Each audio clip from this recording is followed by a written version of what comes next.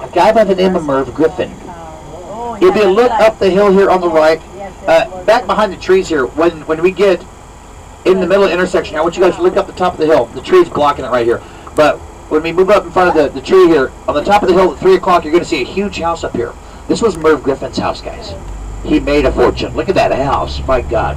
Wow. Whoa. Whoa. Yeah. Now, Merv passed away. After Merv passed away, Steven Spielberg rented that house. Mr. Spielberg used to hop in his car and roll down the hill to work, apparently. Right here on the left is the Directors Guild of America. That's where Mr. Spielberg's office is. Does anybody remember the movie Car Wash? Oh, yeah. Right here on the right is the car wash. If you don't remember the movie, you probably remember the song. Straight ahead at 1 o'clock is the Laugh Factory. This is the famous comedy club. This is where Richard Pryor got his start. This is also where Michael Richards, that knucklehead who played Kramer on Seinfeld, stuck his foot in his mouth.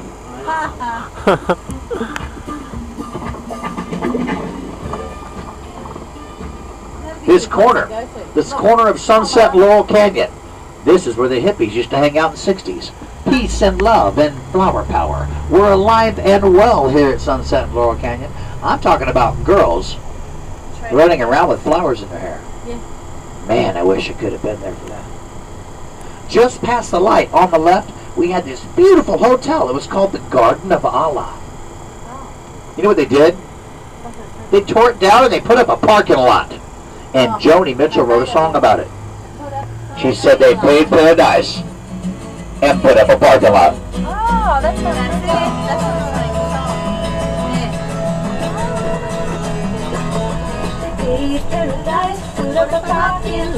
Right here on the left is the parking lot she was referring to.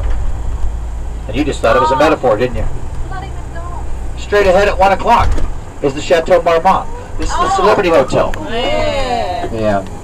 Unfortunately, they've known a little bit of tragedy. This is where we lost John Belushi in 1982 in bungalow number 3. Yeah, it's so bright out there. I can't get it. No. It looks it. Back over here on the left, you get the body shop. I don't know about you guys, but if I crash my car, I'm not going to take it to that body shop. I have a feeling those girls have no idea how to work on cars. Oh, look at the... It used to be a brothel owned by mobster Bugsy Siegel, so it has some historical significance.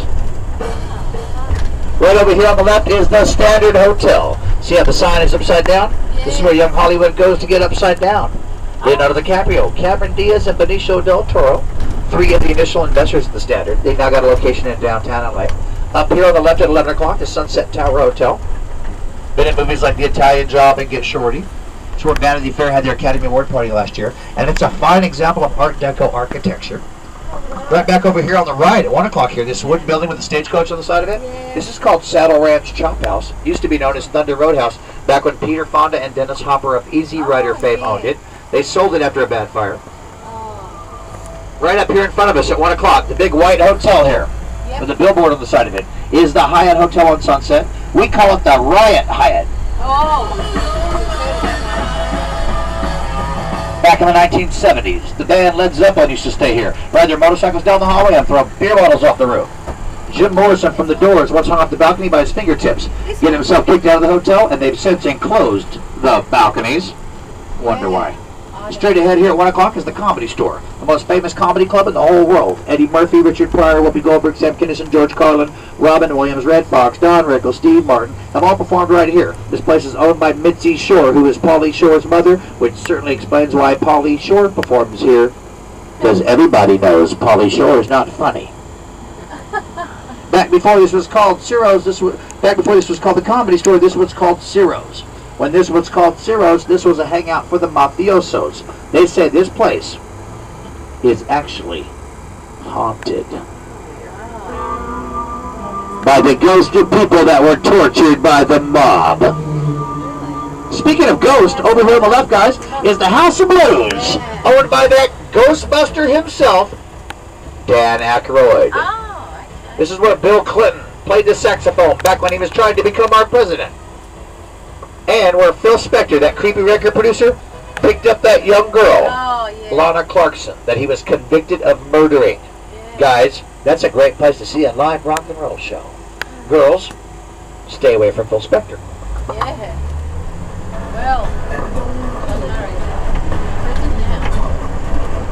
Right here on the left is the Mondrian Hotel here on the left. Home of the Sky Bar, owned by Randy Gerber and Cindy Crawford.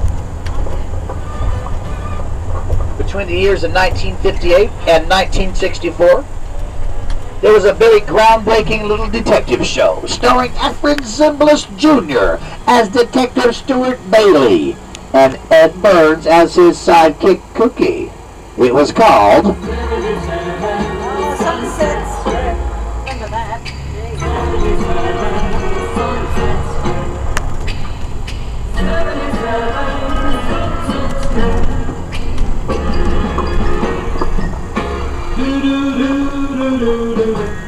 They filmed it right here on the left where it says Actor Studio Parking.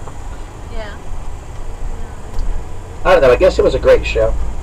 It was before my time, but they had a great theme song, huh? Yeah, it was the Actors Studio. Right here on the right, Jinky's Cafe here at 1 o'clock. Right above Jinky's Cafe is a little place called Sunset Tan, where they filmed the god-awful reality show, Sunset Tan. Oh, If you haven't seen that show, you're not missing much. Watching people get a tan is sort of like watching paint dry. Straight ahead at 1 o'clock is Mel's Drive-In, featured in the classic movie American Graffiti back in the day. Over here on the left at 11 o'clock is Ketchup, frequently featured on the MTV show The Hills. Right here on the left, Ketchup.